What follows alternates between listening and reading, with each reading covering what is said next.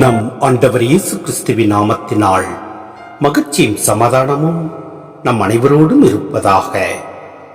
எசாயா 45:4 முடிய. என் ஊழியன் யாக்கோப்பை முன்னிட்டும் நான் தேர்ந்து கொண்ட இஸ்ரேல் பொருட்டும் பெயர் சொல்லி உன்னை அழைத்தேன். நீ என்னை அறியாதிருந்தும் உனக்கு பெயரும் புகழும் வழங்கினேன். நானே ஆண்டவர், வேறு எவரும் இல்லை. என்னை அன்றி வேறு கடவுள் இல்லை. என்னை அறியாதிருந்தும் உனக்கு வலிமை அளித்தேன். கதிரவன் உதிக்கும் திசை தொடங்கி மறையும் திசை வரை என்னையன்றி வேறு எவரும் இல்லை என்று மக்கள் அறியும்படி இதை செய்கிறேன்.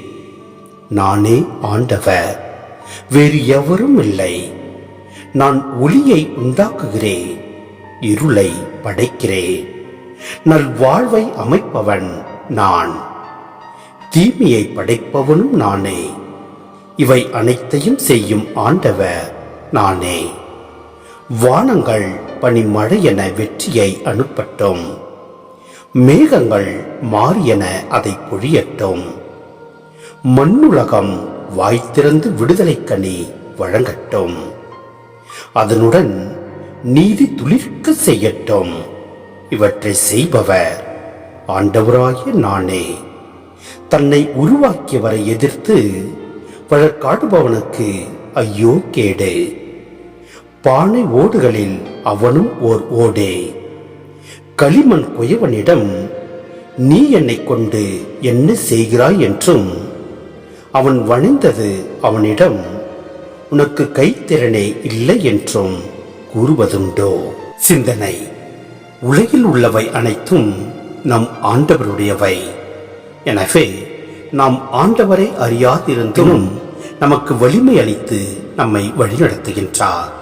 மேலும் அவரே ஒளியை உண்டாக்கி இருளை படைத்து நமக்கு நல்வாழ்வை அமைத்து தீமையிலிருந்து நம்மை காத்து வருபவரும் அவரே. எனவே நம் ஆண்டவரில் பற்றுறுதி கொண்டு வாழ்வோம். நீதி துளிர்க்க செய்பவர் நம் ஆண்டவர். எனவே நாம் உண்மையோடும் நேர்மையோடும் வாழ முயல்வோம்.